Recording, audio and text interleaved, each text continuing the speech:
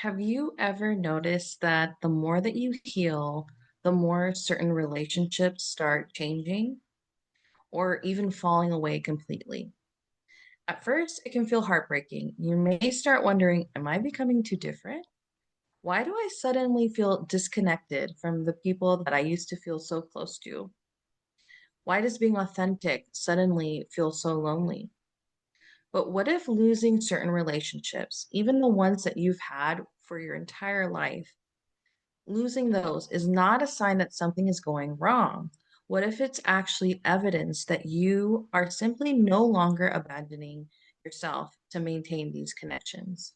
Because spiritual growth does not just change how you feel internally, it changes who you are and your identity. It changes your standard, your energy, your boundaries, your self-worth, and ultimately the kinds of relationships that you are available for. Some relationships were built around that version of you that stayed quiet, overgave, people pleased, and shrank themselves to belong. And when you begin returning to your true, authentic self, your soul self, your eternal self, the I am self, those dynamics can no longer continue in the same way that you're used to. So, in this video, I want to talk about why old relationships sometimes fall away during spiritual growth, and why authenticity can initially feel disorienting, isolating, and how healing yourself internally completely transforms the people, relationships, and experiences that you attract and create in your life. Healing is not just about labeling people toxic and then cutting them off. True healing is much deeper than that. It's about becoming honest with who you are, knowing who you truly are, and how you relate to yourself. It's what you tolerate, what you suppress, what patterns you participate in unconsciously, and being aware of all those things. How your internal world directly shapes your external experiences and relationships. Let's get into the video. Part one, spiritual growth changes your identity. One of the biggest misunderstandings about healing and spiritual growth is that people think it's only about feeling peaceful emotionally. So many of us are suffering and just want peace. So if we think, if I can just feel peaceful, then I must be healing.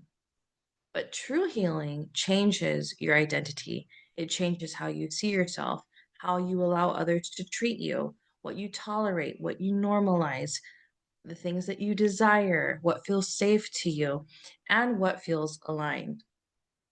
When your identity changes, your relationships naturally start changing too.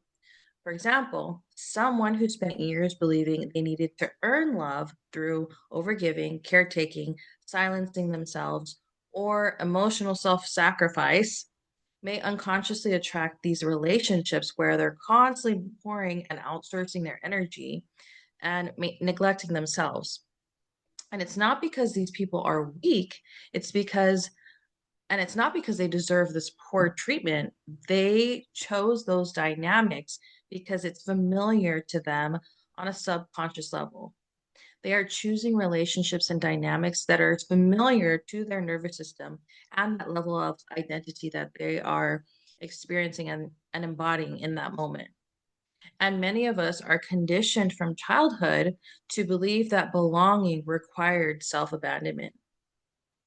We learned not to speak up, don't upset people, keep the peace, be agreeable, and take care of everything and everyone else first before you think of yourself. Otherwise, it's selfish. And many of us shrunk ourselves to be accepted, to feel um, accepted into our community, into our family, into our classroom, whatever it was. And over time, these patterns become normalized in our system. These patterns become second nature. These patterns become our identity. And eventually, people lose connection with who they truly are underneath all of that conditioning. And this is why healing isn't just about fixing your trauma. Healing is also about remembering who you are beneath survival patterns, beneath the social conditioning, beneath all the things that people said you are and labeled you as. It's about truly becoming honest about what drains your spirit, what no longer aligns. And it's about being honest about the relationships that required you to abandon yourself to maintain those connections.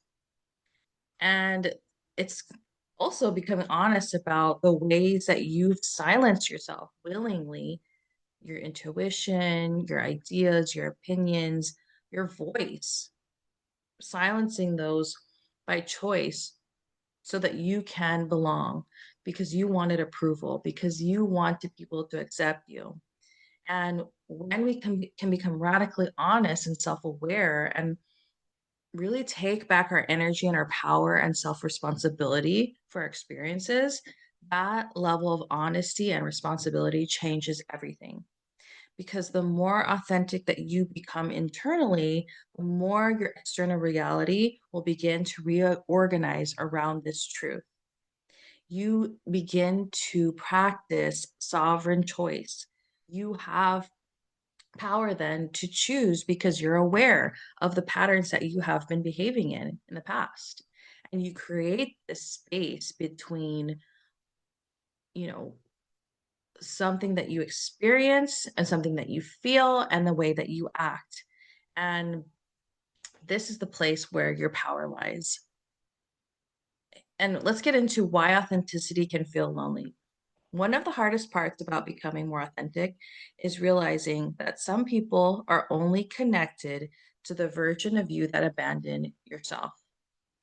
And this realization can hurt so deeply. I know it did for me because when you start healing, when you start becoming more empowered, when you start using your voice more and you start speaking more truthfully, you set those boundaries, you honor your emotions, you regulate your nervous system, you trust your intuition, and you're making different choices and choosing different experiences.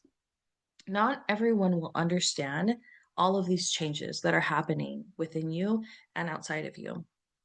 And these changes and your different actions and your different way of being can make people from your old life feel uncomfortable. And why? It's because your energy is no longer participating in this same old dynamic. You have broken free from this old conditioned system and way of being. And some people don't like that. They don't like the uncomfortability of that. And oftentimes it's because those same people have benefited from your lack of boundaries. They've benefited from your silence. They might have benefited from you over giving and giving them attention and energy and help and all these things. And they probably felt a lot more comfortable when you played yourself small.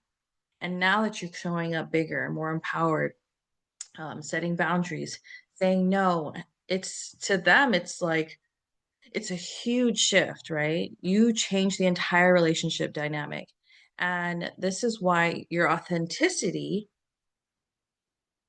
while it's empowering, can also feel isolating. And it's not because it's wrong. This is where people get it wrong. They might think, oh, my relationships are changing. I must be doing something wrong. And then people fall into the trap of judging themselves. But if you continue on this path of just being authentic with who you are and making those aligned choices and decisions with this new identity and way of being, your life will reorganize around your new embodied truth. Because when you stop pretending, stop performing, stop shape shifting and abandoning yourself for this approval from others, the relationships that depended on those versions of you will naturally fall away. And again, this is where many people panic because they, as humans, we do not want to fear, we do not want to be afraid of um, being left alone, right? We don't want to be rejected. We don't want to feel lost. We don't feel want to feel like we're being abandoned. And so instead of continuing to grow, um, a lot of people, myself included, just return back to your old patterns, your old way of beings, so that you can feel familiarity, so you can feel that connection again with those people, right? And I know for me, that definitely happened is like I felt the isolation, even though I was being more authentic. I felt the backlash. I felt the judgment from others, and I thought, oh, this can't be right. I feel alone. And so I went back to being the old me. Right? I went back to hanging around with the same people. And but there's a certain point that you reach in your spiritual growth where you cannot fit your consciousness back into this bubble, right? You have bloomed and you cannot no longer keep yourself closed off. And so with my example, going back ultimately felt um, not good, right? I went back and I just felt so burdened by being around certain relationships and trying to shrink myself back into my old way of being. And that is a big sign that you are expanding, that you are growing spiritually, emotionally, all, personally, with your identity. And so take that as a sign that be true to who you are, even if it's you feel like you're being isolated at first. Um, because your nervous system will feel the mismatch, right? You'll go back to those old relationships and it just simply will not feel good. And eventually, your inner peace, your authenticity, being who you truly are, will be more important and valuable to you than wanting this external approval from people that you don't even resonate with anymore. Um, and again, go, tread lightly with yourself and be kind to yourself through this process because it is very disorienting. Can be lonely, it can be confusing, but begin to build the self-trust and have faith that this is all for a season and reason. And begin to make those most aligned actions and steps that you can from this place of authenticity within yourself. And each step that you take, trust the process and pray to God and ask for wisdom, ask for understanding through this process because it's okay to not know all the answers while you're becoming. And but that doesn't mean you should abandon ship of the process, right? This process, this persistence, this patience is what builds us up, is what creates our new identity, is what fortifies our spirit in our wholeness. And so and this is really the juicy part, is because it's when you exit this rat race of trying to keep up, of trying to prove, of trying to perform, and you truly deepen and hone your power. So, okay, let's go into part three. Not everyone is toxic. I also want to bring up this perspective because I think a lot of healing spaces, and myself included at certain point, kind of oversimplifies relationships and understand that not everyone who leaves your life is toxic. Not every disagreement is someone out to get you or abuse you, right? Not every misunderstanding or disconnection requires blaming someone or hating them because it's simply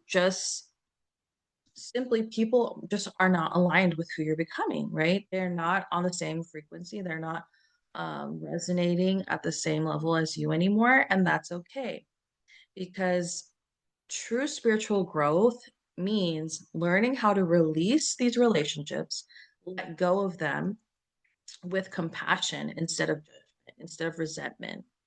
And when you do this, you're allowing your discernment to empower you because discernment says, this relationship no longer feels healthy or aligned for me. I choose to spend my time here instead. While judgment might say that person is bad, they're evil, they're beneath me, I'm better than them, and I need to cut them out of my life, right? Those are two very different energies. One um, allows acceptance, forgiveness, wholeness, while the other cuts off, detaches, and is rooted in illusion. Because essentially and fundamentally, we are all one. We are all part of one of all that is. And so when we cut off, we push away an aspect of ourselves that needs to be integrated, that needs to be received back into our whole awareness. And we rob ourselves of the process of becoming that, of perceiving that. And normally, when people do that, there's an aspect in that relationship that we are not dealing with. If we want to just cut off and push away, there's something in relationships that's just going to show up again and again and again in your experience in order for you to heal and return and reclaim your wholeness. Um, so, as we heal, it's important that we remain honest, right? We also want to be compassionate and just be emotionally mature. Sometimes relationships end because, again, two different people are operating from different levels of awareness. They have different capacities, different emotional regulation abilities, right? Different priorities, different life directions. And again, that doesn't make the other person evil, doesn't make the other person wrong. It just sometimes relationships simply just complete their purpose. And part of having this spiritual and emotional maturity is just learning how to stop forcing connections that no longer align with who you are. And again, it's not from superiority, it's not from your ego, it's just simply from honesty and authenticity and love and acceptance for who they are and who you are. Okay, part four. Your external relationships mirror your internal world. Kind of talked about it a little bit at the end here of the last one. But again, one of the deepest truths that I have learned is that any external relationship reflects often our internal relationship with ourselves. If we don't trust ourselves, we'll attract relationships where trust feels unstable. And in ourselves, we'll attract relationships where our needs are overlooked, where we um, people please. And if we believe love must be earned through suffering, we will tolerate emotionally draining relationships and dynamics that fit that dynamic, right? So when you heal internally, your external experiences change because what's happening is when you reclaim your wholeness, when you are aware of who you truly are, your self worth naturally deepens. Your acceptance of yourself um, is more becomes more easy, right? And so when you begin to love and accept yourself, your standards will change naturally for what you tolerate and what you allow into your life. Because the more we regulate our nervous system, the more chaos doesn't feel attractive, right? The more we are aware of chaos, dysregulation, and the more it doesn't resonate with us anymore. So when you begin to, again, move from an authentic place, trust yourself enough to choose the relationships and experiences that align with who you are and who you're becoming, you stop outsourcing your energy and your identity to other people. You truly pull your energy back in and allow yourself to choose from the inside out instead of allowing the outside to dictate how you should respond. So as your authenticity grows, your relationships will naturally reflect your more honest and emotionally safe self.